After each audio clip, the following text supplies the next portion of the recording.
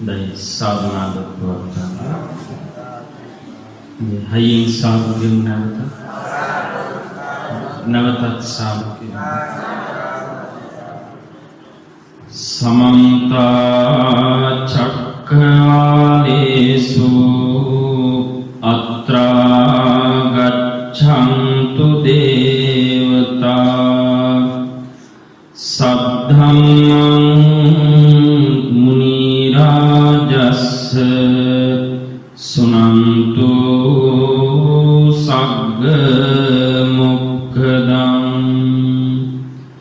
dhammasavana kalo ayam bhadanta dhammasavana kalo ayam bhadanta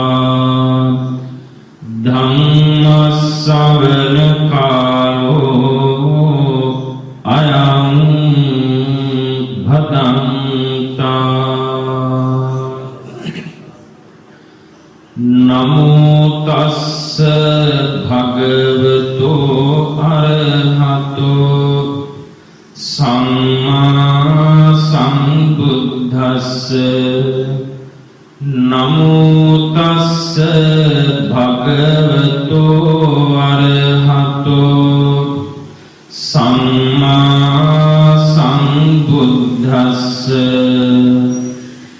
Namo tassa bhagavato arahato samma sambuddhassa. Ugganhata bhikkhave dhammacetiyani dhareta bhikkhave dhammacetiyani atta sanhitani bhikkhave dhammacetiyani adi brahmacharya khaniti.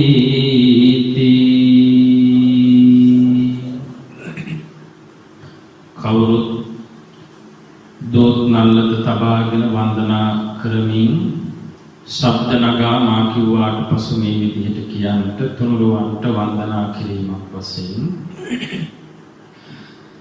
සාදු සාදු බුදු රුවන වඳින්ටයි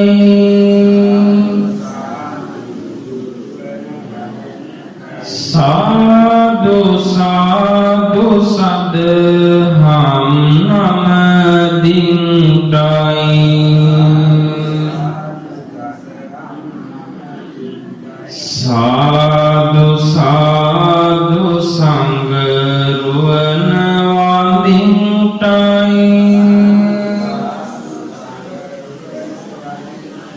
සාදු සාදු තෙරුවන් නමදින්ටයි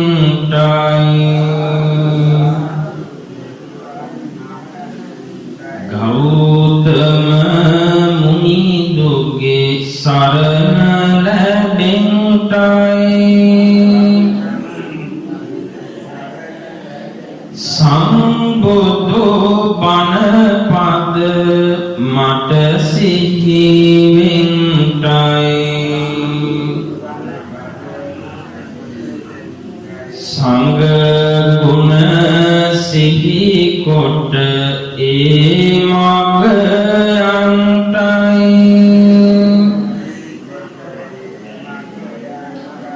සම්බුදු සසුනේ පිහිට ලැබෙන්ටයි වන්දිමි වන්දිමි බුදුරුවනද වන්දිමි වන්දිමි වන්දිමි සදහම් ගුණ වන්දිමි වන්දිමි වන්දිමි සංඝ රුවනද වන්දිමි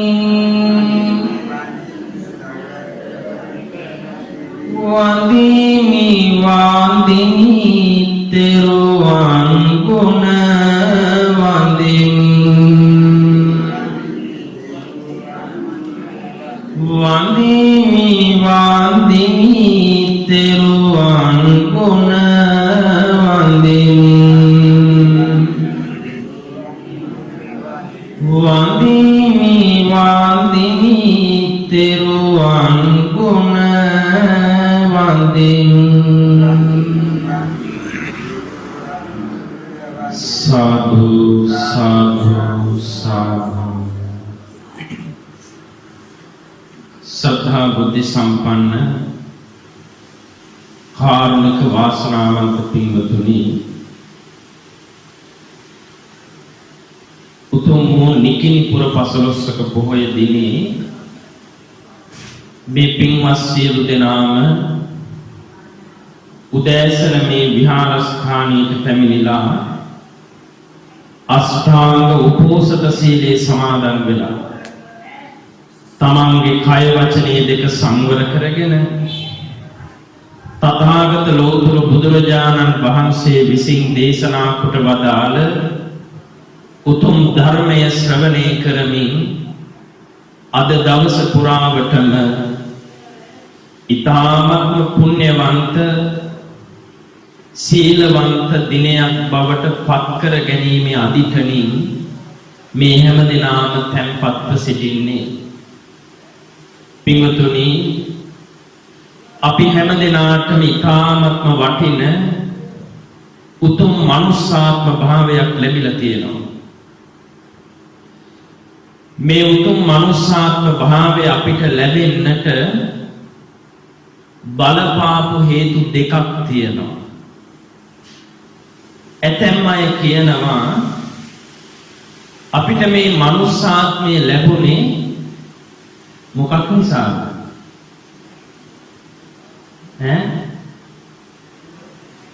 පිනක් නිසා කියලා කියනවා හැබැයි පිනක් නිසාමත් නෙමෙයි පිනම නෙමෙයි මනුෂ්‍ය ජීවිතේ ලැබෙන්න උපකාර වුනේ මම ඒකට හේතුවක් කියන්නම් පින් තියන අය බල්ලෝ වෙලත් උපදිනවා පින් තියන අය තිරිසන් ලෝකෙත් උපදිනවා පින් තියන අය මනුෂ්‍ය ලෝකෙත් උපදිනවා පින් තියන අය දිව්‍ය ලෝකෙත් උපදිනවා පින් තියන අය බ්‍රහ්ම ලෝකෙත් උපදිනවා උපදින්නේ නැත්තේ තැන් දෙකක කොහෙද එකක් പ്രേත ලෝකය අනික නිරය අපාය පින් තියන අය තිරිසන් ලෝකේ උපදින්නේ කොහොමද දැන් ඔයත් දැකලා ඇති සමහර තිරිසන්ගත සත්තු ඉන්නවා මිනිස්සුන්ට වැඩිය සැප විඳිනවා දැකලා නැද්ද එතකොට පින නෙමෙයි දැන් සමහර මිනිස්සුන්ට පින්වතුනි හිතලා බලන්න තුන් වේල තියා එක වේලක් බඩ පෙරෙන්න කන්න නැති මිනිස්සු මේ ලෝකේ නැද්ද ඕන තරම් ඉන්නවා එතකොට සමහර සත්තු ඉන්නවා බලන්න තුන් වේල හොඳට හැම් බේකන් චීස් බටර් කන්නේ නැද්ද හොඳට කාලා බීලා ඉන්න සත්තු ඉන්නවා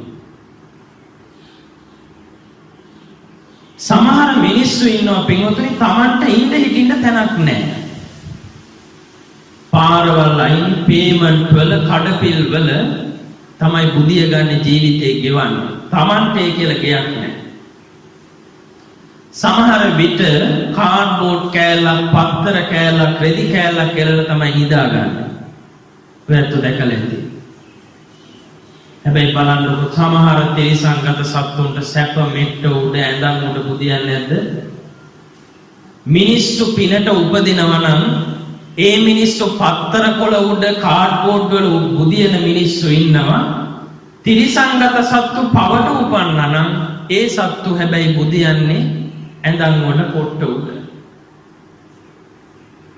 ඒක පව නෙමෙයි ඒක පින අපි පින්වතුනි බෙහෙත් ටිකක් ගන්න ගියාම උදේ පාන්දර නැගිටලා ක්ලිනික් එකට යන්නේ අනේ පෝලිං වල ඉඳලම කලන්තේ දාන. අර මිනිස්සුන්ගෙන් බැනුම් අහා බෙහෙත් ගන්න. පොතක් තෝරන්න ගියාම කොච්චර බැනුම් අහනවද? බැනුම් අහා පොත් හොයෝයන් අමාරුවෙන් බෙහෙත් ටික අරගෙන ගෙදර එනවා. හැබැයි බලන්න සමහර තිරිසංගත සත්තු ලෙඩ වුණාම දොස්තර මහත්තයා ගෙදරට එනවා. බෙහෙත් ටික කරලා යන්න.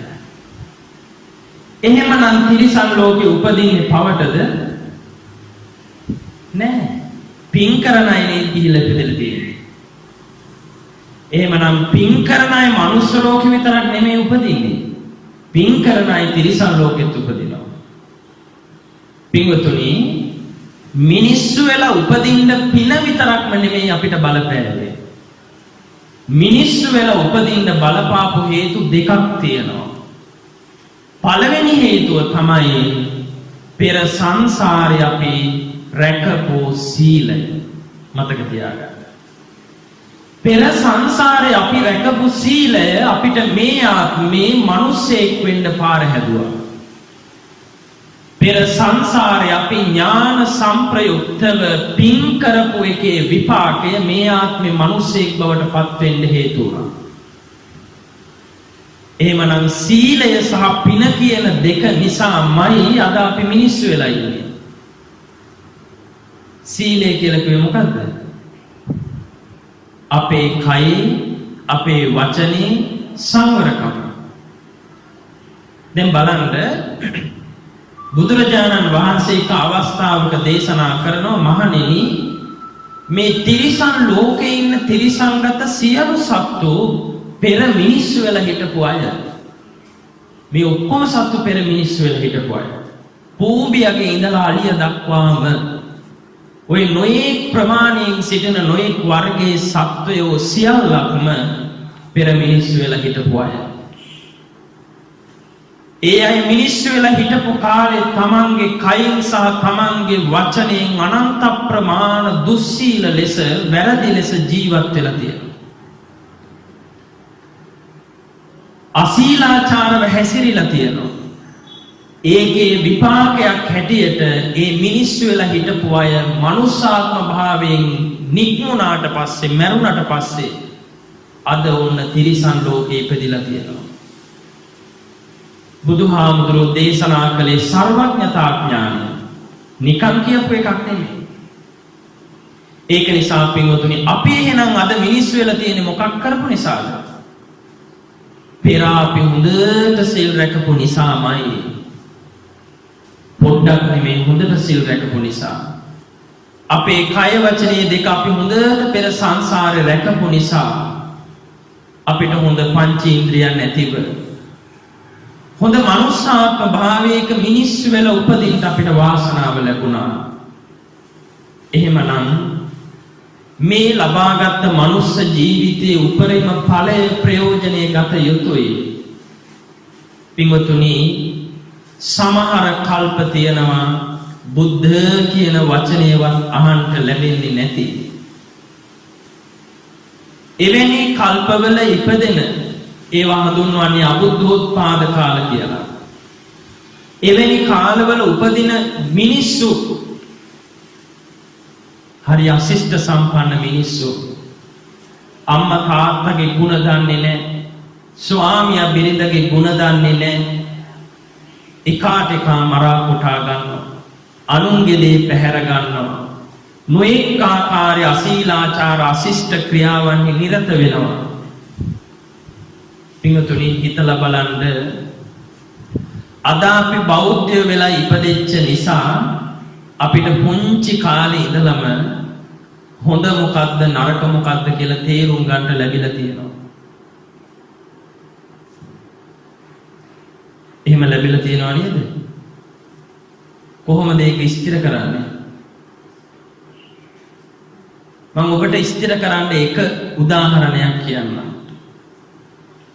දැන් ඔයත් දැකලා ඇති මේ මෑතක ඉඳලම හොඳට කතා කරන එකක් තමයි සමහර ආගම් තියෙනවා පින්වතුනි. ඒ ආගම් වල ඉපදෙච්ච මිනිස්සු තමන්ගේ ආගම වෙනුවෙන් තව බොහෝ පිරිසකගේ ජීවිත නැති කරගෙන තමනුත් මැරෙනවා නම් ආගම වෙනුවෙන් මැරෙනවා නම් අනුන්වත් මරාගෙන එයාට ස්වර්ගයට යන්න පුළුවන් කියලා. දැන් මේක හරිද? තමන්ගේ ජීවිතෙත් නැති කරගෙන අනුන්ගේ ජීවිතත් නැති කරලා බොහෝ පිරිසකගේ සුගතියකට ස්වර්ගයකට යන්න පුළුවන් කියලා ආගමික ඉගැන්වීමක් තියෙනවලු. එතකොට මේක හරිද වැරදිද කියලා ඔයත් කියන්නකො බලන්න. වැරදි. වැරදි කියලා ඔබට හිතුනේ මොකක් නිසාද? ඔබ බෞද්ධ නිසා නෙමෙයිද? ඔබ පුංචි කාලේ ඉඳලම ඉගෙන ගත්තා තව කෙනෙකුට විපතක් කරලා තව කෙනෙක්ට සැනසෙන්න බෑ. අපේ බුදුහාමුදුරුවෝ අපිට කොතනකවත් දේශනා කරලා නැහැනේ. බුදුදහම වෙනුවෙන් මරාගෙන මැරෙන මිනිස්සයාට නිවන් දකින්න පුළුවන් කියලා. බුදුදහම වෙනුවෙන් මරාගෙන මැරෙන මිනිස්සයාට දිව්‍ය ලෝකෙට යන්න පුළුවන් කියලා. ආගමක් වෙනුවෙන් මැරුණට කාටවත් සුගතියක් ලැබෙන්නේ නැහැ. තව කෙනෙකුගේ ජීවිතයක් විනාශ කරනවා නම් ඒක මහා පාපයක්. ඔය හොඳ නරක දෙක අපිට තේරුම් ගන්නට ලැබුණේ බුදුදහම නිසාමයි. ඒ කියන්නේ අපි සම්මාදිට්ඨික වෙච්ච නිසාමයි. හොඳ මොකද්ද නරක මොකද්ද කියලා පුංචි කාලේ ඉඳලම අපිට තේරුණේ අපි බෞද්ධයෝ වෙච්ච නිසාමයි. හැබැයි පින්වතුනි අපි අරාගම අදහන අම්මා කෙනෙකුගේ කුසේ ඉපදුනා නම් අපි ඕකාද අනුමත කරන්නේ නැද්ද? නිකන් හිතන්න. අපි ඒකාන්ත වශයෙන් අනුමත කරනවා. අපි අනුමත කරලා ඒ වෙනුවෙන් ක්‍රියා කරනවා. දැන් කියයි අපෝ නෑ කියලා. හැබැයි අපි ඒ තැන ඉපදුනා නම් අපි අද ඒක අනුමත කරලා මෙලහට. ඒක නිසා හිතලා බලන්න ඔබ බෞද්ධ වීමේ වටිනකම. අපි බෞද්ධයෙක් වෙච්ච නිසා තුනුරුවන් සරණ ගියපු නිසා ඒකේ තියෙන වටිනකම අනර්ඝත්වය ඔබේ තුලින්ම තේරුම් ගන්න. කවදාකවත් අපේ කිසිදු පුද්ගලයෙකුට අහිතක් පිණිස හැසිරෙන්න හොඳ නැහැ. කටයුතු කරන්න හොඳ නැහැ. ඒක තමයි බුදුරජාණන් වහන්සේ අපිට දේශනා කළේ සබ්බේ සත්තා භවන්තු සුඛිතත්තා. සියලු සත්වයන්ටම යහපත ප්‍රාර්ථනා කරන්න. ක්‍රෝධයෙන්, වෛරයෙන්, ඊර්ෂ්‍යාවෙන්, පලිගන්න අදහසින් කටයුතු කරන අයට කවදාකවත් සැනසෙල්ලෙ ඉන්න බෑ. දැන් මේ සමාජය වුණත් පින්වතුනි කොටස් දෙකකට කඩනවා. එකක් ශිෂ්ට සම්පන්න සමාජය, අනික අශිෂ්ට සම්පන්න සමාජය කියලා. ශිෂ්ටයි කියලා කිව්වේ හැදිච්ච කම තියෙනවා. දැන් සමහර දරුවෝ දිහා දැක්කම අපේ අත කියනවනේ අනේ අර පුතා නම් හොඳ පුතේ. හොඳට කතා බහ කරනවා, හොඳට හැසිරෙනවා, හොඳට හැදිලා තියෙනවා. ඒ හැදුණයි කියලා කියන්නේ ශිෂ්ට සම්පන්නයි. හැදිච්ච කම ඇති වෙන්නේ සීලය මතයි. නැහැදිච්ච කෙනාගේ කිසිම සීලයක් නැහැ.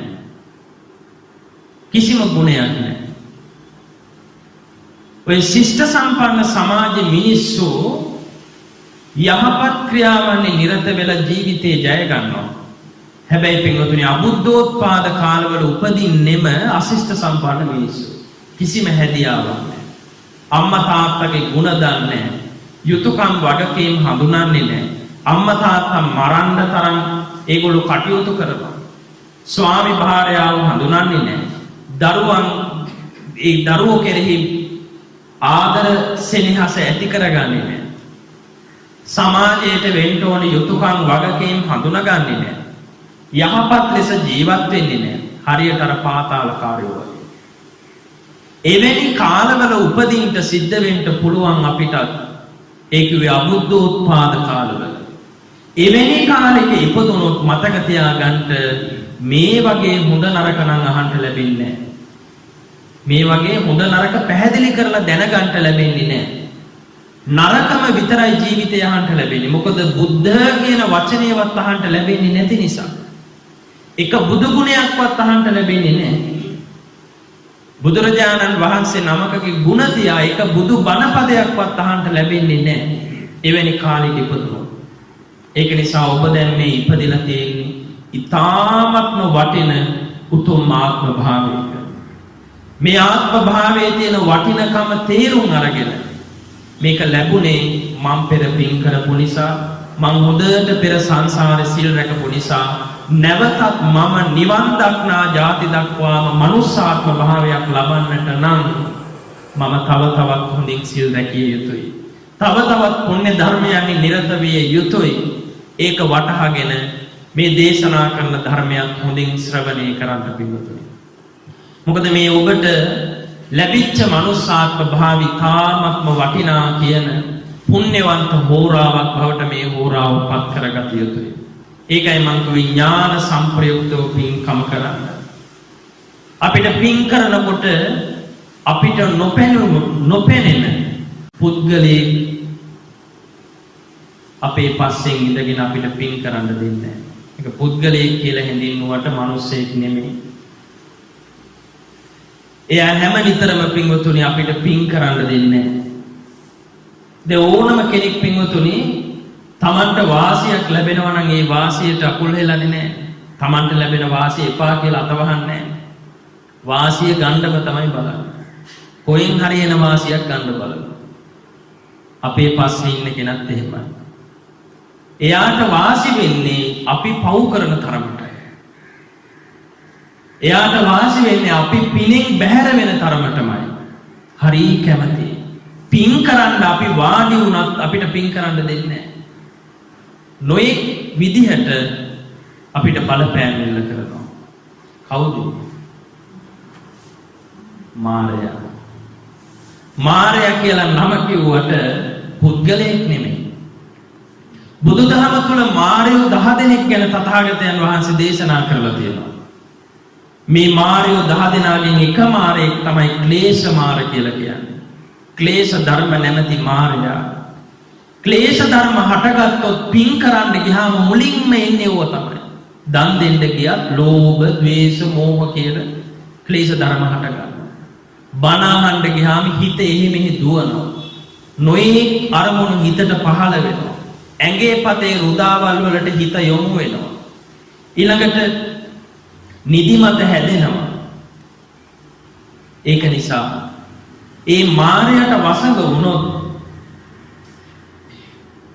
මායගේ බැම්මට හසු වුණොත් අපිට කවදාකවත් පින්වතුනි මේ සසර දුක නිවා ගන්නට පුළුවන් කමක් ලැබෙන්නේ නැහැ.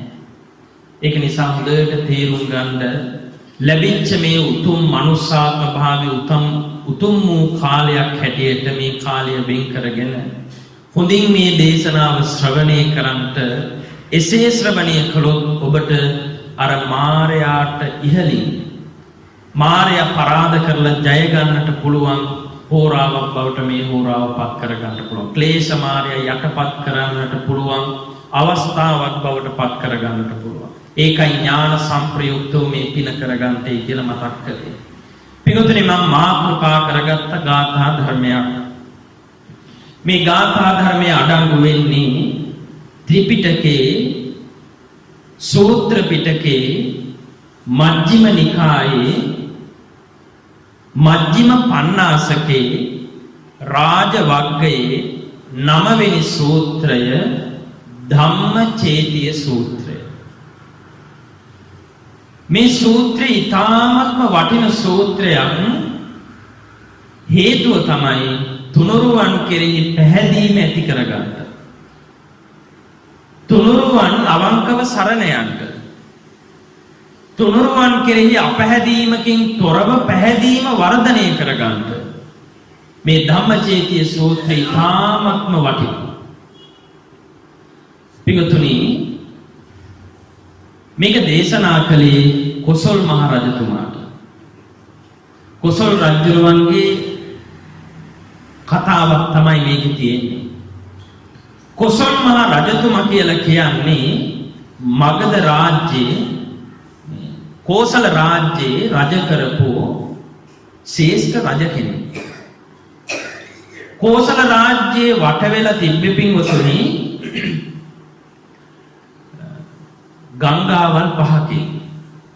ගංගා යමුනා අචිරවති සරභු මහී කියන මේ ගංගාවල් පහෙන් වට වෙච්ච මහ විශාල රාජධානියක් තමයි කෝසල රාජ්‍ය කියලා කියන්නේ. කොසල් රජතුමා හොඳ රජ කෙනෙක්. හැබැයි සමහර අය කියනවා ටිකක් මෝඩයි කියලා. ඇයි මෝඩයි කියලා කියන්න හේතුව? සමහර වෙලාවල් වල පින්වත්නි කොසල් රජුරු අහන ප්‍රශ්න අර පොඩි ළමයි අහන ප්‍රශ්න වගේ.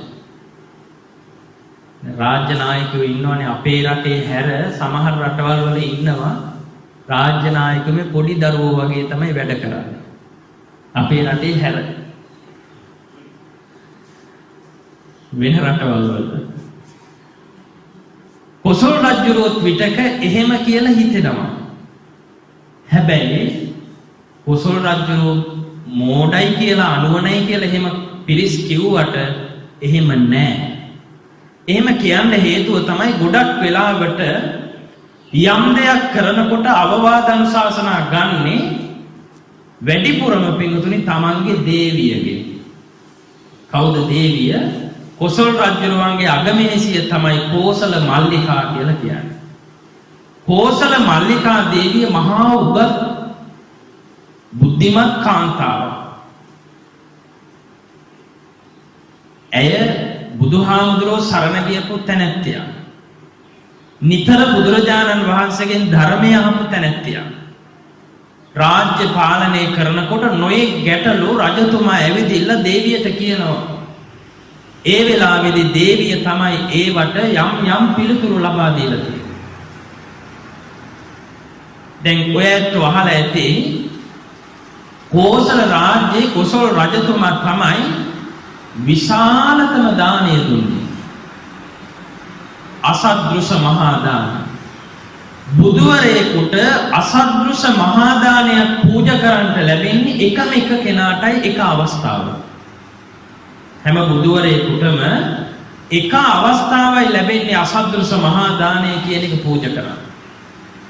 ඒක අපේ ගෞතම බුදුහාමුදුරුවන්ට පූජා කළේ කොසල් මහ රජතුමාමයි. ඒ කොසල් රජතුමාට එවැනි දානයක් පූජා කරන්නට අවශ්‍ය කරන ඥානීය දැනුම ලැබලා දුන්නේ කවුද? කෝසල මල්ලිකා.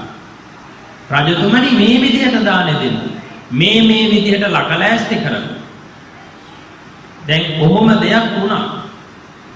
අසද්දෘශ මහා දානෙ දෙනකොට පින්වතුනි අඟුලිමාල මහරහතන් වහන්සේ කියන්නේ මහා තෙජ බල සම්පන්න රහතන් වහන්සේ නම. අඟුලිමාල මහරහතන් වහන්සේ වැඩ හිටපු තැන මේ දැන් හැම රහතන් වහන්සේ නමකටම එක ඇතා ගානේ ඇතෙක් තියෙනවා පිටිපස්සේ. ඒ ඇතා මුතු කුඩයක් අල්ලගෙන ඉන්නවා. ඒ විදිහට තමයි දහස් ගණනක් රහතන් වහන්සේලාට දානි පූජා කළා. එහෙම අපිට කරන්න බෑනේ. අපි නම් පුටුවක් සකස් කරලා සුදු රෙද්දක් කෙල්ල දාන දෙනවා. කවුරුත් නොකරපු විදිහට තමයි දැන් මේ කරන්නේ. සියලුම භික්ෂුන් වහන්සේලාට පිටිපස්සෙන් ඇතෙක් තියලා ඇතා තමයි හොඬ වැලෙන් මුතු කුඩය අල්ලන්නේ. දැන් මහා දඟ වසවර්ති ඇතෙක් හිටියා. මේක මෙල්ල කරන්නම බෑ. මොනව කරලවත් මෙල්ල කරන්න බෑ. දැන් එක ඇතෙක් මදි. එක ඇතෙක් මදි. මොකද කරන්නේ මේ වෙලාවේ දැන් එක්කෙනෙක් මදි වුණොත් ගැටලුවක් නේ. එක හාමුදුරුවෝ කෙනෙක්ට එතකොට ඇතෙක් නැති වෙනවා මුතු කුඩේ අල්ලන්න. කෝසල මල්ලිකා මොකද කළේ? රජතුමාට කිව්වා රජතුමනි ඔය ඇතා මෙල්ල කරන්න පුළුවන්. මොකෙන් එන්නත් මෙල්ල වුණේ නැහැ. මෙල්ල කරන්න පුළුවන් ඔය ඇතා ගිහිල්ලා අඟුලිමාල හාමුදුරුවෝ ළඟ ඉන්න ඇතා මදි. අන්තිමට ඉන්න හාමුදුරුවෝ ළඟට යොමු කරලා අඟුලිමාල හාමුදුරුවෝ ළඟින් ඔය ඇතාව ගිහිල්ලා තියන්නේ. ඇතෙක්වත් හෙල්ලෙන්නේ නැහැ අඟුලිමාල හාමුදුරුවෝ. ඊ තරම් තෙජ බල සම්පන්න රහතන් වහන්සේ නමක් අඟුලිමාල හාමුදුරුවෝ කියලා කියනවා. අඟුලිමාල හාමුදුරුවන්ගේ මේ ඇතා තිබ්බ විතරයි හැලහොල්මනක් නැහැ පිටුතුනේ. මුතුකුඩේ අල්ලගෙන එහෙම්ම ගල් ගෙඩිය වගේ හිටියා. රහතන් වහන්සේ නැගිටලා යනකම්. ඒ තරම් බලයක් ඒ රහතන් වහන්සේ ළඟ තිබ්බා. ඒක පේන්නේ නැහැ. නමුත් ඒකේ ඇතාට දැනෙනවා. දැන් ඔයත් දැකලා ඇති සමහර ත්‍රිසංගත සත්තු අපි කොච්චර කිව්වා ගෙදර හැදුවේ කියමු ත්‍රිසංගත සතේ වෙන පිට කිසිම කෙනෙක් කියන දෙයක් අහන්නේ නැහැ. හැබැයි ගෙදර එක්කෙනෙක් හරි ආදරේ එයා කියන දේ අහන්නේ නැද්ද? අනිත් අය මොන දේ කිව්වත් අහන්නේ නැහැ. හැබැයි අරයා කියන දේ අහනවා. සමහර දරුවෝ ඉන්නවා කිසිම ගුරුවරයෙක්ට බය නැහැ. හැබැයි එක ගුරුවරයෙක් කියනවා. එයා එනවා දැක්ක ගමන් කිසි සද්දයක් නැහැ. ඔක්කොම සයිලන්ට්. එහෙම දැකලා නැද්ද? ආන් ඒ වගේ දෙයක් තමයි මෙතනත් උනේ. මේ ඇතා මෙල්ල කලේ අඟුලිමාල හාමුදුරුවන්ගේ තෙජ බල සම්පන්න භාවය. ඒ තරම් ශක්තියක් තිබුණා. ඒ වගේ අසත්පුරුෂ මහා දානයක් දුන්නේ කොසල් මහ රජතුමා. කොසල් මහ රජතුමා පින්වතුනි දවසකට නැලි 16ක බත් අනුභව කරනවා. අපිට මේ හුඬුවක්වත් කා ගන්න බෑ එක වේලකට. හුඬුවක් කන්න බෑ කියලා කිව්වට අපේ ඇත්තෝ දානේ නම් උයන්නේ ඒ වුණාට හුඬු 10ක් විතර වළඳයි කියලා හිතලා. ඒ තරම් උයනවා. උයල විතර නිකන් ඉන්නේ නැහැ. ඇවිල්ලා කියනවා අනේ ස්වාමීන් වහන්සේ මම මේ ඊයේ ඉඳලා උයන්නේ. මේවා කේටරින් නෙමෙයි මගේ ඇතින්මයි මං ඉවුවේ. අනේ වළඳන්න ස්වාමීන් වහන්සේ බලෙන් ගෙනල්ලා බෙදනවා. ඒ ඇත්තෝ නම් බෙදයි. අපි ගිහිල්ලා නවති ඉස්පිරිතාල. ශ්‍රද්ධාවෙන් බෙදන ඕනකමින් බෙදනවා. හැබැයි නොයේ රෝගාබාධ ආහාරයේ පමණ දැනගන්නේ නැතිව අනුභව කරන්නට ගියාම ආහාර මත්ඤ්‍යතාව කියලා එකට කිව්වේ. ඒක ඉක්මව වළඳන්ට ගියොත් නොයේ රෝගවලට මුල. ඕක වුණා කාටද? කොසල් මහ රජතුමාට. දවසකට නැලි 16ක්. ඒ නැලි 16 අඩු කළේ කවුද? බුදුහාමුදුරුවෝ. බුදුරජාණන් වහන්සේ තමයි මේක හාල් හුඬුව දක්වාම අඩු කළා. නැලි 16ක් කාපු කෙනා හාල් හුඬුවක් දක්වා අඩු කළා. එතකොට දැන් සාමාන්‍යයෙන් ආහාර වැඩිපුර අනුභව කරන කෙනාට හැදෙනවා බුද්ධිමත කියලා එකක්. එතකොට කොයි වෙලාවෙත් බුද්ධි. රජතුමා ආහාර අනුභව කරලා ඇවිදිලා සමහර දවස්වල බිම වැටෙනවා. නැගිට ගන්න බැරුව කට ඇරගෙන බිමට වෙලා ඉන්නවා පිටියට හේතු. එක්ක වැදේ ගිහිල්ලා දපලා බුදිය ගන්නවා. එහෙම චරිතයක් බව අටුවාව තුළ විස්තර වෙනවා. ඒක නිසාම ගොඩක් අය කිව්වා රජුරෝ ඛණ්ඩ විතරයි දක්ෂ කිසිම මොලයක් නැහැ කියලා. මෝඩ රජෙක් කියලා සමහර අය කිව්වා. හැබැයි මේ දේශනාව ඔබට අහනකොට තේරෙයි කොසල් රජුරෝ ඇත්තටම මෝඩද ප්‍රඥාවන්තද කියලා. කොසල් රජතුමා ඉතාමත්ම ශ්‍රේෂ්ඨ රජ කෙනෙක්. පිටුතුනි කොසල් රජතුමාගේ සිරිතක් තිබ්බා. හැමදාම අනිවාර්යෙන් මොන වැඩේ තිබ්බත් බුදුහාමුදුරුවෝ දකින්න ඕනේ. බුදුහාමුදුරුවෝ දැක්කේ නැත්තම් නිින්ද යන්නේ නැහැ. ගොඩක් අයට තියෙන ලෙඩක් නේ. සමහරුන්ට නිින්ද යන්නේ නැහැ. Taman කැමැතිම දේ කරගන්න බැරි වුණා. සමහර අය කියනවා රැයට බත් ටිකක් කෑවේ නැත්තම් නිින්ද යන්නේ නැහැ කියලා. ඔය එක එක අය නිින්ද යන්නේ නැති හේතු තියෙනවා. කොසල් රජුරවන්ටත් නිින්ද ගියේ නැහැ බුදුහාමුදුරුවෝ දැක්කේ නැත්තම්. ඒක නිසා කොසල් රජුරෝ දවසට අඩුම දෙපාරක් කීප වතාවක් දකින්න පුළුවන් වුණොත් දවසට 3-4 වතාව ඇවිල්ලා මුණ ගැහෙනවා. එහෙම නැති වුණොත් අඩුම තරමේ උදේ හවා හරි දවසට දෙපාරක් හරි බුදුරජාණන් වහන්සේ දකින්නට කැමැත්තක් දැක්වුවා. ඒ එන හැම අවස්ථාවකදීම නිකන් වල්පල් දෙඩෙව්වේ නැහැ. මොකක් හරි ප්‍රශ්නයක් අරගෙන මොකක් හරි ගැටලුවක් අරගෙන බුදුරජාණන් වහන්සේ ළඟට ඇවිදිලා බුදුරජාණන් වහන්සේට හැමදාම ඇවිල්ලා වැඳලා කියන එකක් තියෙනවා. මොකද්ද කියන්නේ? භන්තේ භගවාපි කත්තියෝ අහම්පි කත්තියෝ භගවාපි කෝසලකෝ අහම්පි කෝසලකෝ භගවාපි අසීතිකෝ අහම්පි අසීතිකෝ. ස්වාමීනි ඔබ වහන්සේත් ශාස්ත්‍රීය වංශිකයෙක් වෙමි. ශාක්‍ය වංශිකයෙක් මමත් ශාස්ත්‍රීය ශාක්‍ය වංශිකයෙක්. ඔබ වහන්සේ කෝසල ජනපද වාසිකයෙක් මමත් කෝසල ජනපද වාසිකයෙක්. ඔබ වහන්සේටත් අවුරුදු 80යි මටත් අවුරුදු 80යි. එන හැම අවස්ථාවකදීම ඕක කිව්වා. මොකද්ද මේ කියන්නේ හැම නිතරම? මොකද්ද මේක කියලා මොකද්ද යා බලාපොරොත්තු වෙන්නේ? බුදුහාමුදුරුවොත් එක්ක සමාන වෙන්න. බුදුහාමුදුරුවොත් එක්ක සමාන වෙන්න.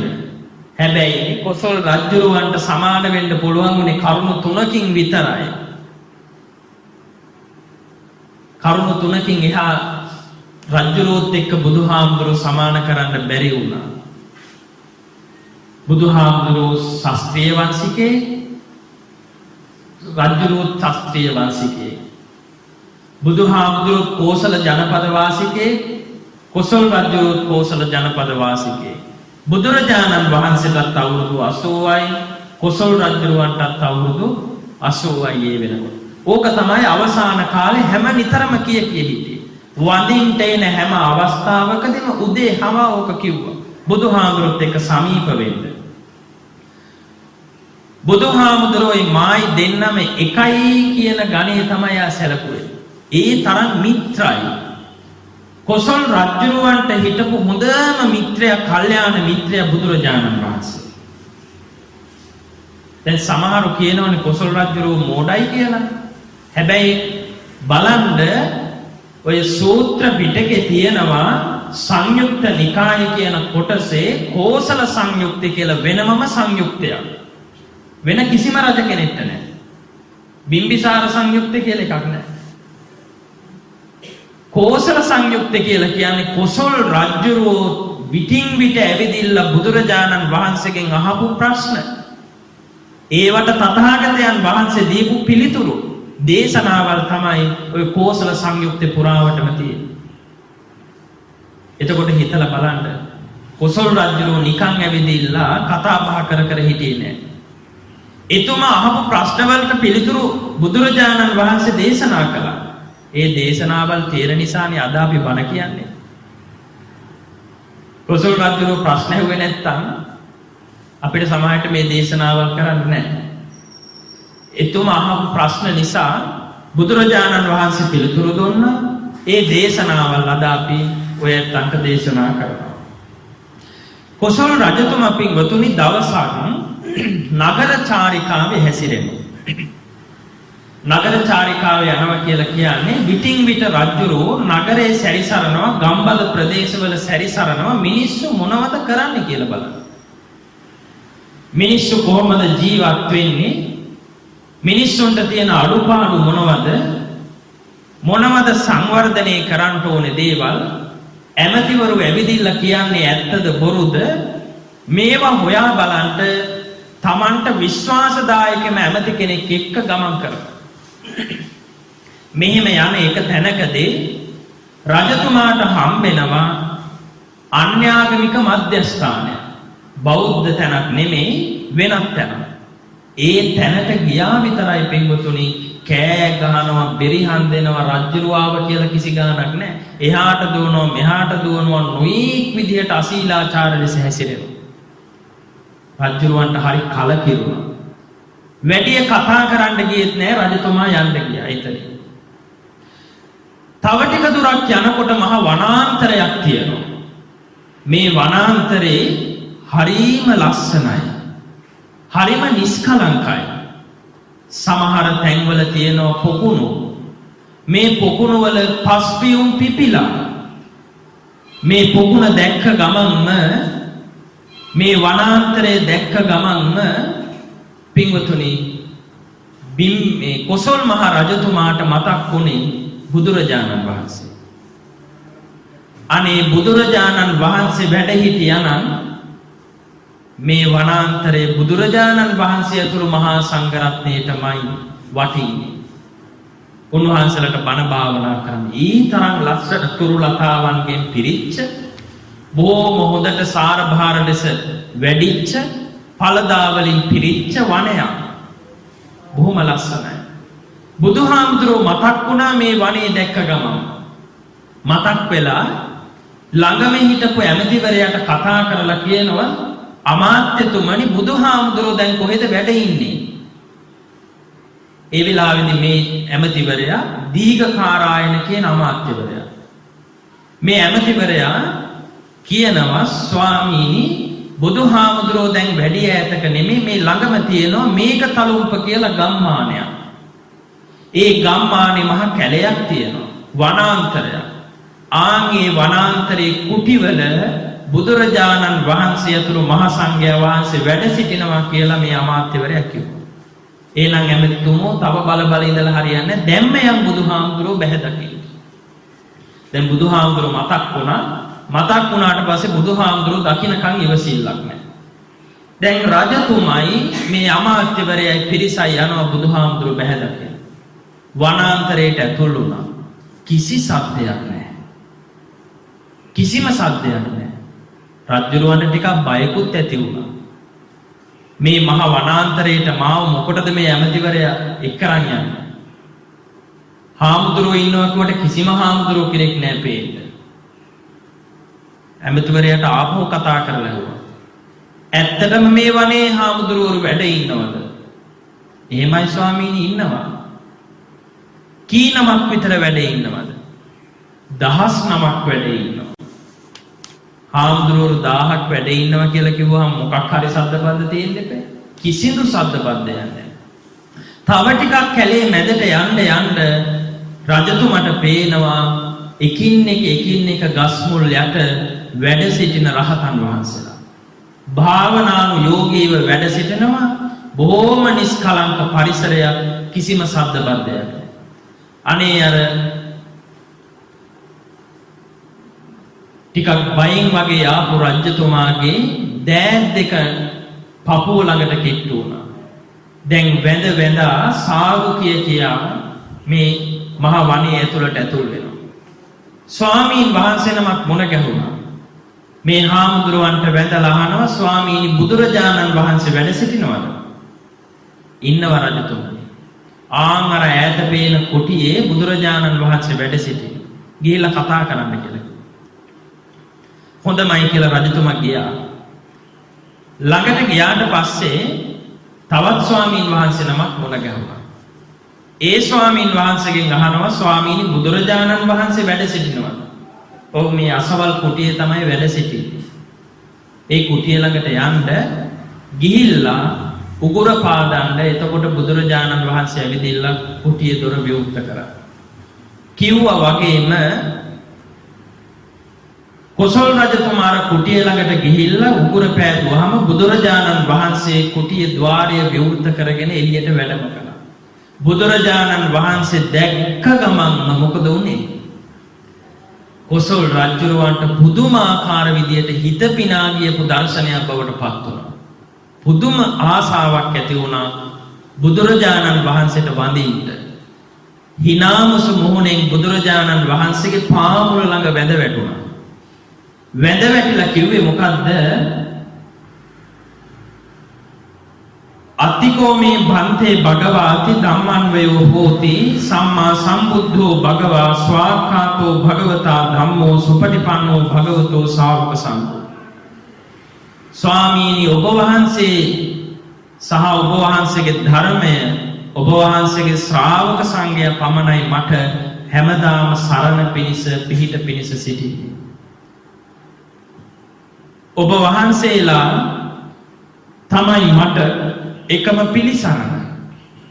මෙහෙම තුනුරුවන්ගේ ගුණ කියා බුදුරජාණන් වහන්සේගේ පාමුල ළඟ දැන් වැඳ වැටෙනවා. ඒ වෙලාවේ බුදුරජාණන් වහන්සේ අහනවා ඈ රජතුමනි හැමදාම ඇයි මේ ඔබතුමා මේ තරම් තුනුරුවන්ගේ ගුණ වර්ණනා කරමින් වන්දනා කරන්නේ? තුනුරුවන් කෙරෙහි පහදින්ට ඔබතුමාට හේතු වෙච්ච කරුණු මොනවද? බුදුරජාණන් වහන්සේ මේ ප්‍රශ්නය අහන්නේ. තුනුරුවන් කෙරෙහි ඔය තරම් ಗುಣ කියා වදින්ට තුනුරුවන් කෙරෙහි පහදින්ට ඔබතුමාට හේතු උනේ මොන කාරණාද? කෙටියෙන්ම කිව්වොත් තුනුරුවන් සරණ යන්නට හේතු වෙච්ච කරුණු. ඒ වෙලාවේදී පින්වතුනි මේ කොසල් මහ රජතුමා බුදුරජාණන් වහන්සේට දේශනා කියනවා. ස්වාමීනි මම ඔබ වහන්සේටත් ඔබ වහන්සේගේ ධර්මයටත් උතුම් මහා සංඝ රත්නයටත් අවංකවමයි කරු කරන්නේ. අවංකවමයි මම සරණ යන්නේ. හැමදාම මම තුනුරුවන් ගුණ සිහි කරනවා. මට ඔබ වහන්සේ දකින්නේ නැතුව ඉන්න බෑ. ඒකයි මම දවසට දෙවතාවක් එන්නේ. ස්වාමීනි මම ඔබ වහන්සේ කෙරෙහි තව තවත් මගේ හිතේ ගෞරවය ඇතිවෙන්න බලපාපු කරුණු 7ක් තියෙනවා. එකක් දෙකක් නෙමෙයි කරුණු 7ක් තියෙනවා. ඔබ වහන්සේ කෙරෙහි ධර්මයේ කෙරෙහි සංඝ රත්නයේ කෙරෙහි මගේ හිතේ ගෞරවය වැඩි වෙන්න පැහැදීම වැඩි වෙන්න බලපාපු කරුණු 7ක් තියෙනවා. ඒවා දකින වාරයක් ගානේ ඒවා දැනෙන වාරයක් ගානේ මගේ හිත තුල ඔබ වහන්සේ කෙරෙහි ධර්මයේ කෙරෙහි සංඝයා කෙරෙහි පුදුමාකාර ගෞරවයක් බුදුහාමුදුරුවනේ මට ඇති වෙන්නේ.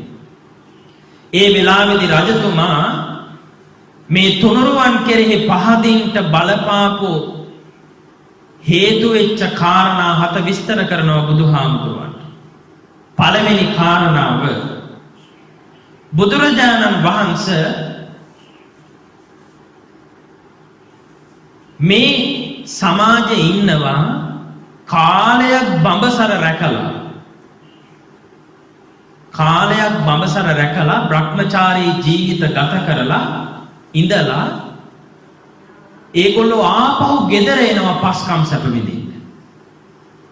වෙනත් ආගමික අය කාලයක් බඹසර රැකලා ওই තවුස්දම් පුරලා අපි කෙටියෙන්ම කිව්වොත් තවුස්දම් පුරලා කැලේට වෙලා ඉඳලා ආපහු වෙනවා මේ පස්කම් සැප විඳින්න ගිහි ජීවිතේට.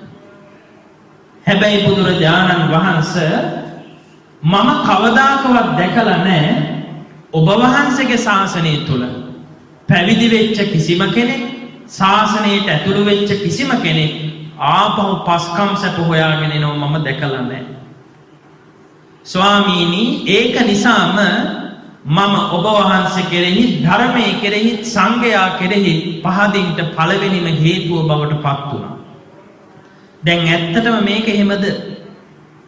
මේ ශාසනයේ පැවිදි වෙන කිසිම කෙනෙක් ආපහු පස්කම් සැප හොයාගෙන යන්නේ නැද්ද? යන්නේ නැද්ද? දැන් රජතුමා නම් කියන්නේ යන්නේ නැති නිසායි මම පැහැදුනේ කියලා. දැන් මේ කිව්වේ බුදුහාමුදුරුවන්ට අවුරුදු 80ක් වෙච්ච වෙලාව. හැබැයි දැන් යනවා. මොකක් හරි ගැටලුවක් තියෙනවා. ඉස්සර නම් පින්වතුනි ශාසනයට ඇතුළු උනේ යම් කලකිරීම සහගත හිතුවිලි ඇති කරගෙන. දැන් කෝලිත උපදේශ කියන දෙදෙනා විතරක් උදාහරණයට ගන්න. මේ නොඑක් සමාජයේ තියෙන ඒවා පිළිබඳව කලකිරීමක් ඇති වෙලා මේ සසර දුක තේරුම් අරගෙන පැවිදි වෙච්ච පිරිස. අද කලකිරිලද මහාන වෙන්නේ? අනිත් අය ගැන මම දන්නේ මම නම් කලකිරිලා නෙමෙයි මහාන උනේ. මම පුංචි කාලේ මහාන උනේ සසර කලකිරිලා නෙමෙයි. දැන් ගොඩක් ඇත්තෝ නම් කියන්නේ සසර කලකිරුණාමනේ මහාන වෙන්නේ කියලා. එහෙම එකක් නෑ. හැබැයි අද මහාන වුණාට පස්සේ කලකිරෙනවා. ගොඩක් අයට. කලකිරිලා මහාන වෙන්නේ ඒ කාලේ. හැබැයි අද මහාන වුණාට පස්සේ කලකිරෙනවා. මොකක් හරි ගැටලුවක් වෙලා තියෙනවා මේ ශාසනයේ. ඒ ගැටලු ගැන කතා කරන්න වෙලාව නෙමෙයි. මම ඔබට මේ පැහැදිලි කරන්න යන්නේ රජතුමා ඒ දවස තුනුරුවන් කෙරෙහි පැහැදුනේ කොහොමද? වෙනත් ආගමික අය බ්‍රහ්මචාරී ලෙස ජීවත් වෙලා කාලයක් ඉඳලා ඒගොල්ලෝ පස්කම් සැප හොයාගෙන යනවා ආපහු අවසාන කාලෙ. හැබැයි බුද්ධ ශාසනයට ඇතුළු වෙන අය ඇතුළු වුණාට පස්සේ ආපහු පස්කම් සැප හොයාගෙන යන්නේ නැති නිසා තුනුරුවන් කෙරෙහි පැහැදුනා. අද පස්කම් සැප එපායි කියලා පැවිදි වෙන අය කාලයක් ඉඳලා ආපහු පස්කම් සැප හොයාගෙන යනවා. එහෙම දෙයක් දැක්කොත් රජතුමා නම් පැහැදුනා අපි අපහැදෙනවද? අපහැදෙනවා ගොඩක් අය. අපහැදෙනවා. අපහැදෙන්නේ ඇයි? යථාර්ථයේ තේරුම් ගන්නේ නැති නිසා. එවැනි දෙයක් දැක්කම පින්වතුනි ඔබට හිතන්නට ඕන දේ විතරයි මම මේ පැහැදිලි කරන්නේ. යන්නේ මොකද කියන එක මට පැහැදිලි කරලා දෙන්න අවශ්‍යතාවයක් නැහැ.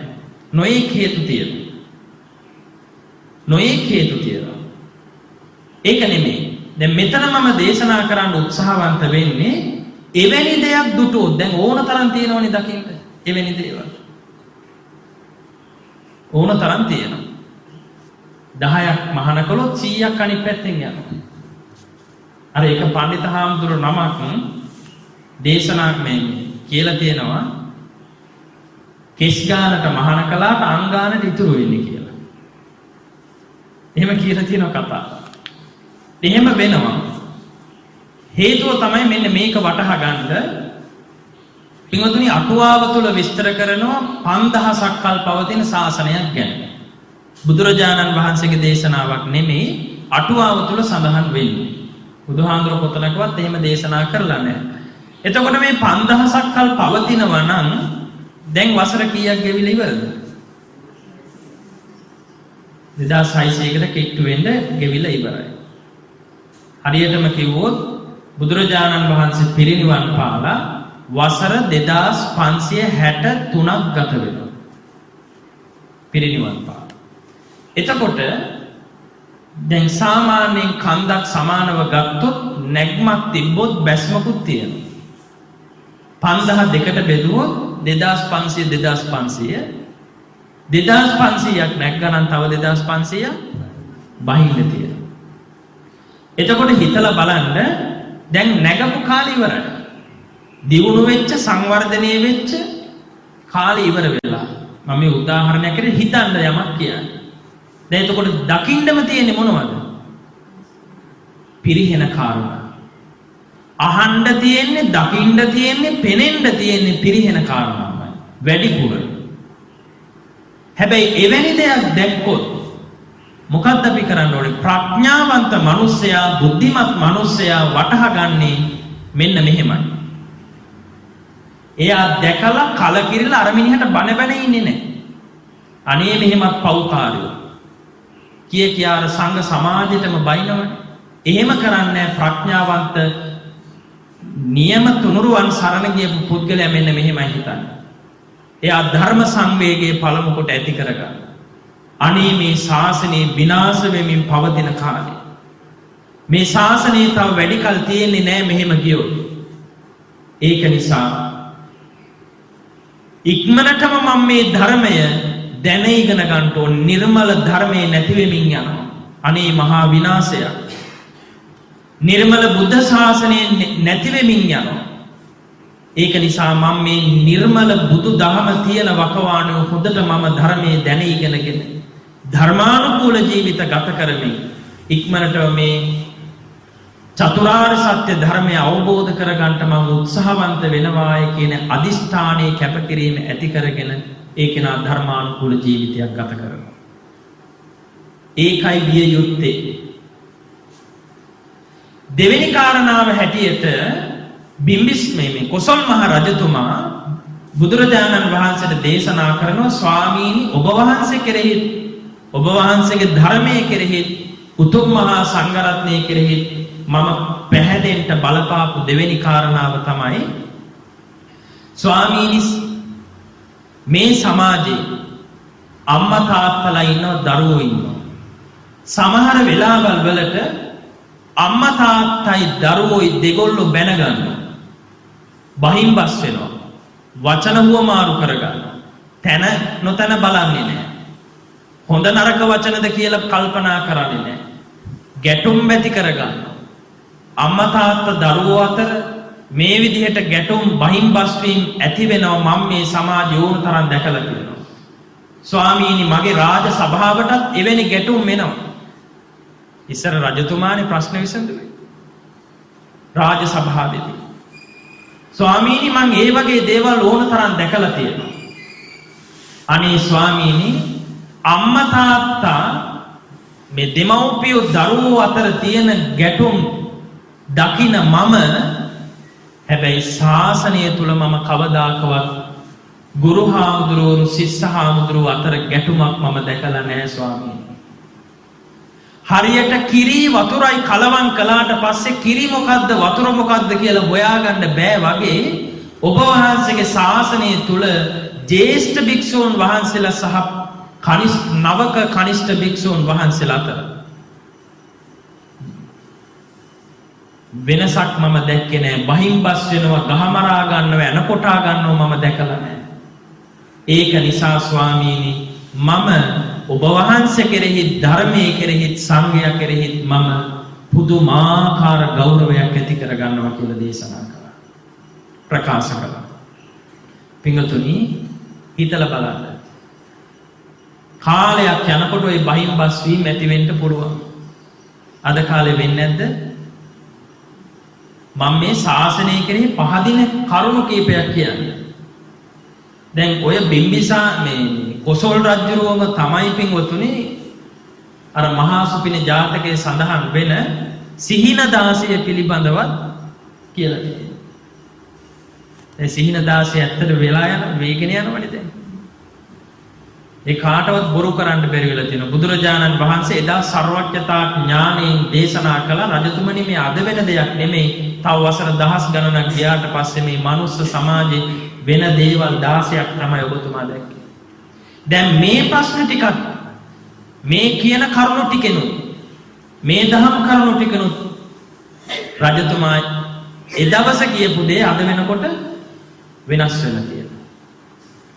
ඒ වෙලාවේදී අපි ඇති කරගන්න ඕනේ ශාසනය කෙරෙහි පැහැදීම ඇති කරගන්නේ කොහොමද කියන එක මේ කරුණු ටිකෙන් හොඳට වටහා ගන්න.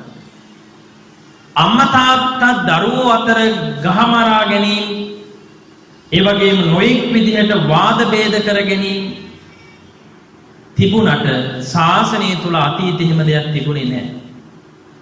ඔය විනය පිටකයේ කියලා දැන් ඔයත් වැඩිපුර මහන්නේ සූත්‍ර පිටකයේ සූත්‍රනේ. සූත්‍ර පිටකයේ හෝ අභිධර්ම පිටකයේ අභිධර්ම කාරණා පිළිබඳව තමයි වැඩිපුර මහන්නේ. අහන්න ලැබෙන්නේම නැති තව කොටසක් තියෙනවා. ගිහි වෙච්ච ඔබට. ඒ තමයි විනය පිටකයේ. විනය පිටකයේ කොටස් 5ක් තියෙනවා. පාරාජිකා පාළි, පාචිත්‍ය පාළි, චුල්ලවග්ග පාළි, මහා වග්ග පාළි, පරිවාර පාළි.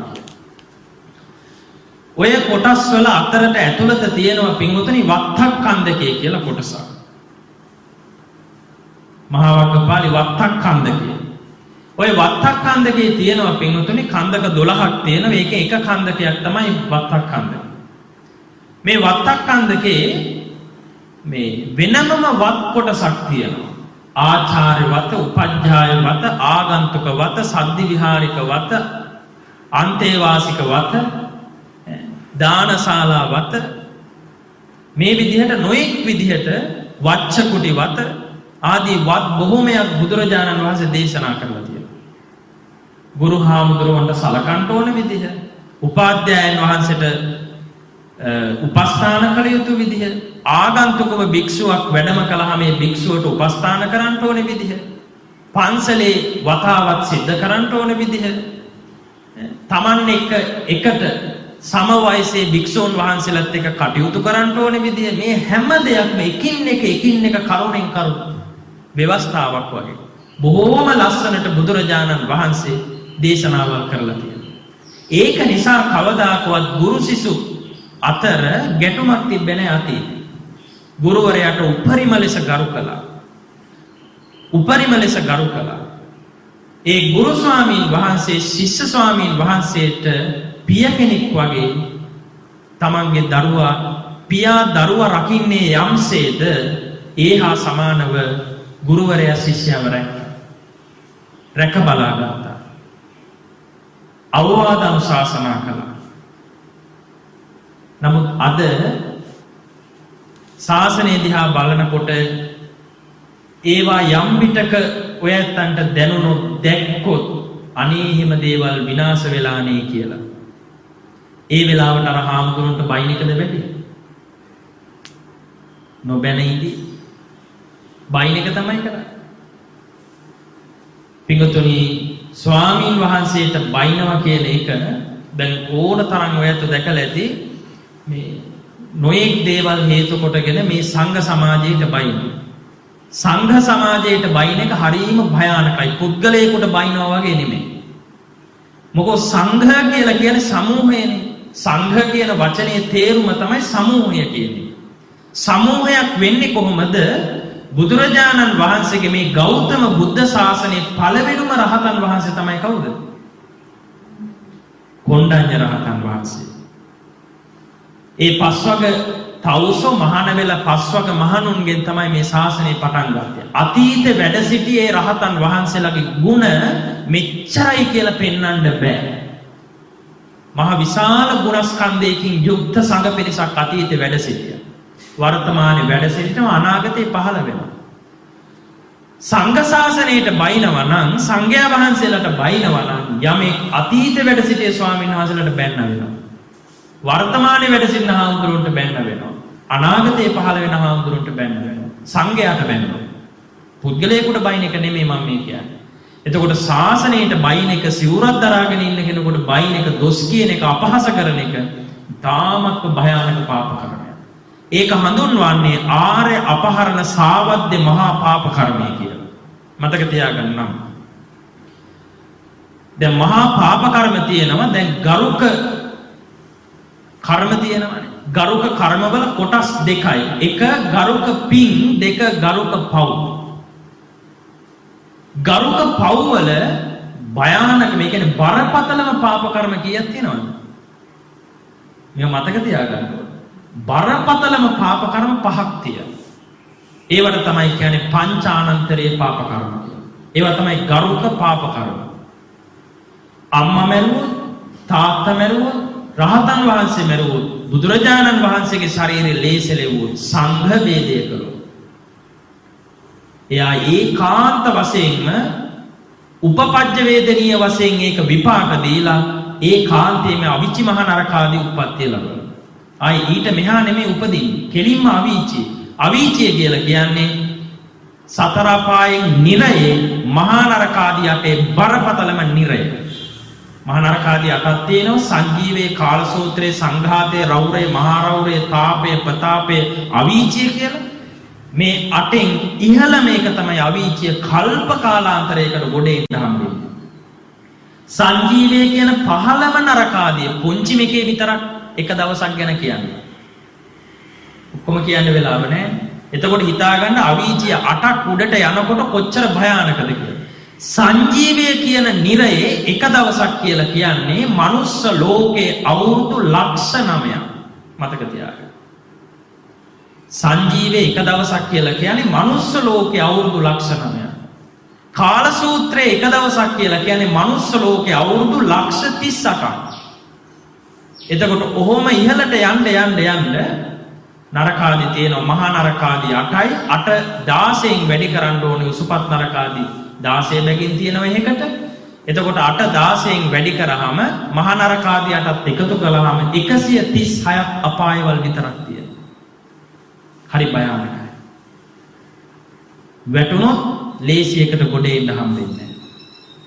ඒක නිසා මේ මහා නරකාදී 8න් අවිචි මහා නරකාදී උපදිනවා පංචානන්තරයේ කර්ම වලින් එකක් හරි කරපු කියලා. දැන් අපි දන්න කෙනෙක් වැටිලා ඉන්නවා. කවුද? දේවදත්ත. අජාසත්. දේවදත්ත අජාසත් දෙන්නම දන්නව නේද? හැබැයි අපි නොදැනුවත්ව තව කොච්චර ඕකේ තුලට වැටිලා ඇද්ද? ඕකෙන් අපිට දැන් මේ වර්තමානයේ කරන්න පුළුවන් පාප කර්ම ඔය පහෙන් කීයක්ද තියෙන්නේ? පහම කරන්න බෑ. පහම නැති නිසා. දැන් ගිහි වෙච්ච ඔබට නම් කරන්න තියෙන්නේ පාප කර්ම දෙකයි ඔය පහෙන්. ප්‍රශ්නයක් එන්න පුළුවන් කොහොමද දෙකක් වෙන්නේ කියලා. අම්මා මැරුවොත් තාත්තා මැරුවොත් විතරයි. රහතන් වහන්සේලා පිළිබඳව අපිට හොයන්නට, දකින්නට, අහන්නට නම් ලැබෙන ඕන තරම් නේද? අහවල් දෙන රහතන් වහන්සේලා ඉන්නවා, අහවල් දෙන රහතන් වහන්සේලා ඉන්නවා කියලා. නමුත් රහතන් වහන්සේලා ඉන්නවද කියන එක පිළිබඳව ගැටලුවක් තියෙනවා. එහෙම අපිට ස්ථිර වශයෙන්ම කියන්න බැරි නිසා ප්‍රධාන වශයෙන් අම්මා මැරුවොත් තාත්තා මැරුවොත් ඒකාන්ත වශයෙන් ඔන්න නිරේට යන්න පුළුවන්. බුදුරජාණන් වහන්සේලා දැන් නැහැ. දැන් කවුරු කිව්වොත් ඔය දැන් එක කාලයක් කිව්ව ගාල්ලේ පැත්තේ රහතන් මේ බුදුරජාණන් වහන්සේ නම පහළ වෙලා ඉන්නවා කියලා. එහෙම පහළ වෙන්නේ නැහැ බුදුවරු. බුදුවරේ කල්ප කාලාන්තරයකට එක නමයි පහළ වෙන්නේ. දැන් අපේ ගෞතම බුදුරජාණන් වහන්සේ පහළ වුණේ භද්‍ර කල්පය කියලා කියන බුදුවරු 5 නමක් පහළ වෙන කල්පේ කල්ප ගානකට පස්සේ. අන්තර කල්ප 16කට පස්සේ තමයි නැවත මෛත්‍රී බුදුරජාණන් වහන්සේ උපදින්නේ. අන්තර කල්පයක් කියලා කියන්නේ අන්තර කල්ප 256ක් එකතු වුණාම තමයි එක මහා කල්පයක් ගොඩනගෙන්නේ. පින්වතුනි එක අන්තර කල්පයක මනුස්ස ආයුෂ තියෙනවා අසංඛ්‍ය 86,40,000. මතක තියාගන්න. අසංඛ්‍ය කියලා කියන්නේ මේ ලෝකේ ගණන් ශාස්ත්‍රයේ ඉහළම ගාන. 1.133ක් ඕන ඔය ගාන ලියන්න. අසංඛ්‍ය කියන එක ලියන්න නම් 1.133ක් ඕන. ඒ වගේ අසංඛ්‍ය 86,40,000ක් මනුස්ස ආයුෂ තියෙන එක අන්තර කල්පයක. අති දීර්ඝ කාලයක්. බුදුවරයෙක් එහෙම ලේසියකට පහළ වෙන්නේ නැහැ.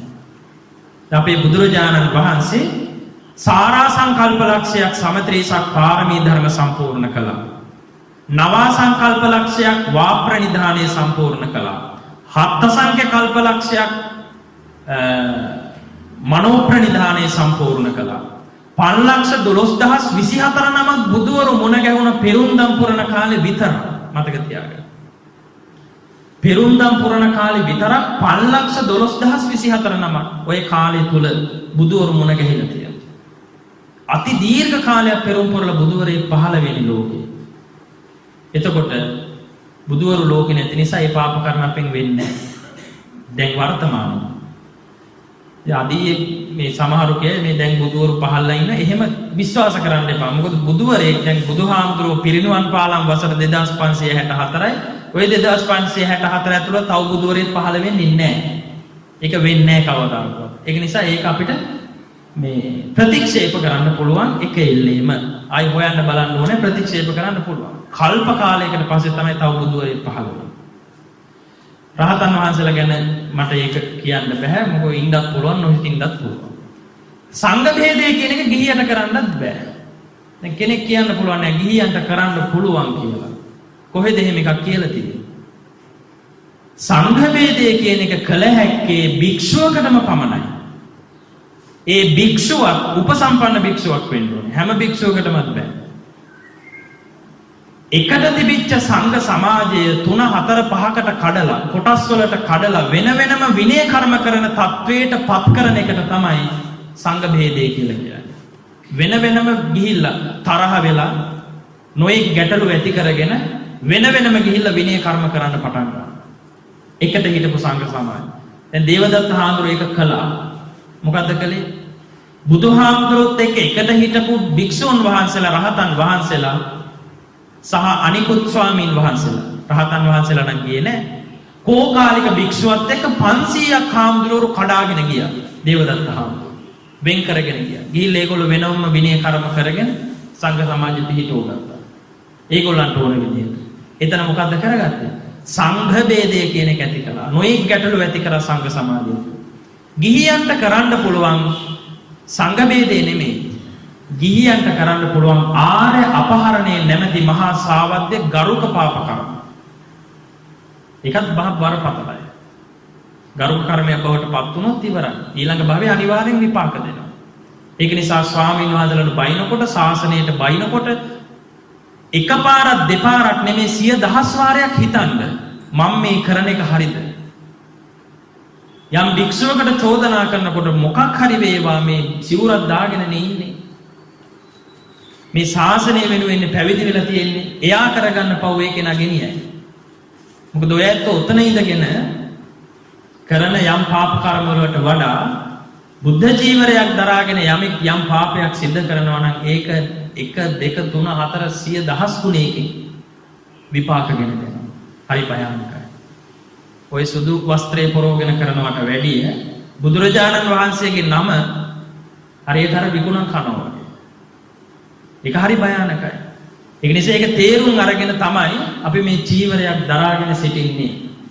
එහෙව් කෙනෙක් යම් අකටයුත්තක් ශාසන විරෝධී ක්‍රියාවක් සිද්ධ කරනවා නම් ඒ පාපය යාගේ පස්සෙන් එයි. තව කෙනෙක් කුණු බෑග් ගොඩක් කරේ තියාගෙන යනකොට අනේ මටත් කුණු බෑග් එකක් දෙන්නකෝ මාත් නා ගන්න ඕනේ කියලා ඒක අරගෙන ඇඟේ දාගන්න එක අපි කරනවා. ගොඩක් අය කරනවා.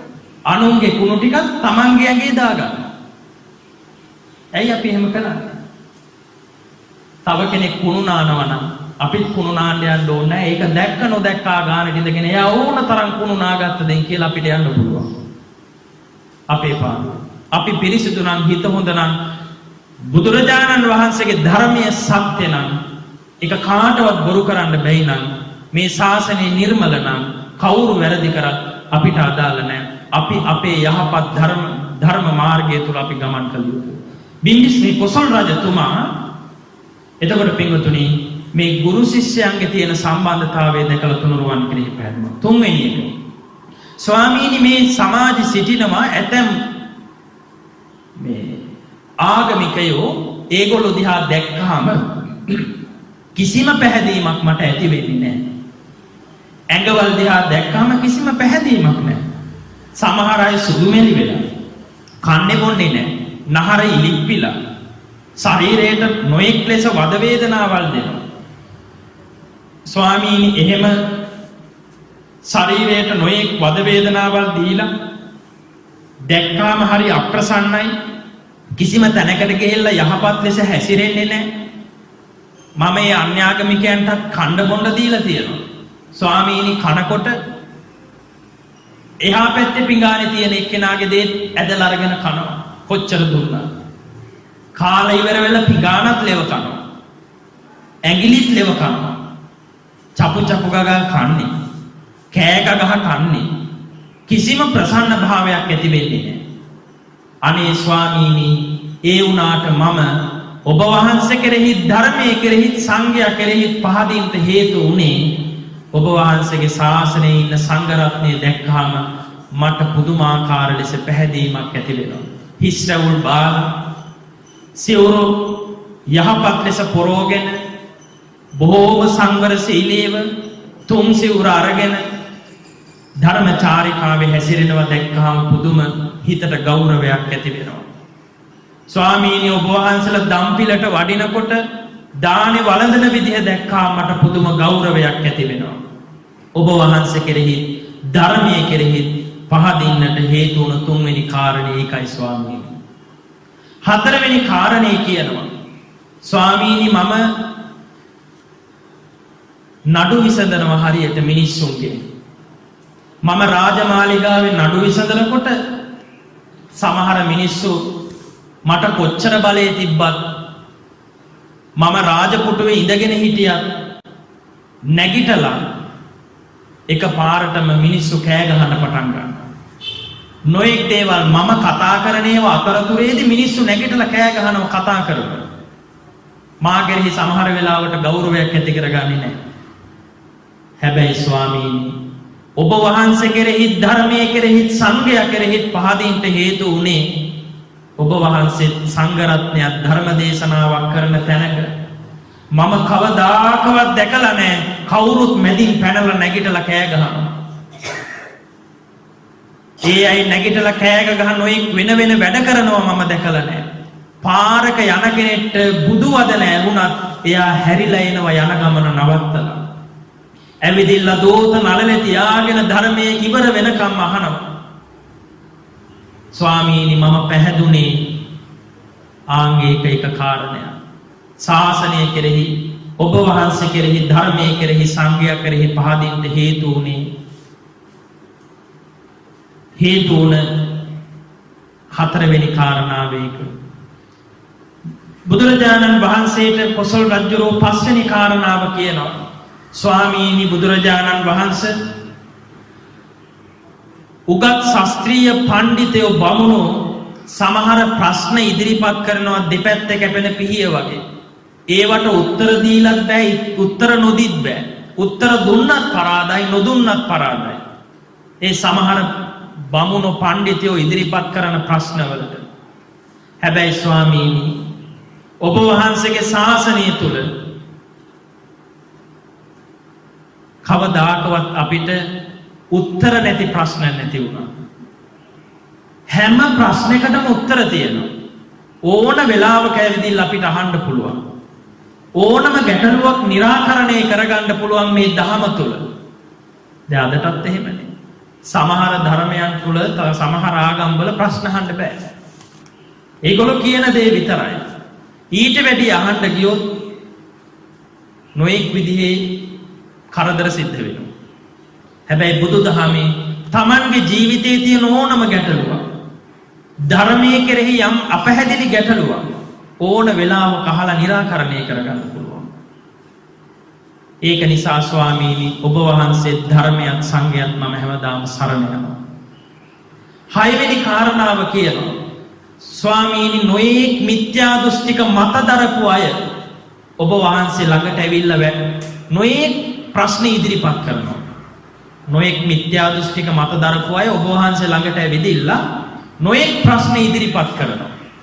හැබැයි ඒ ප්‍රශ්න ඉදිරිපත් කළාම ඔබ වහන්සේ පිළිතුරු දෙනවා.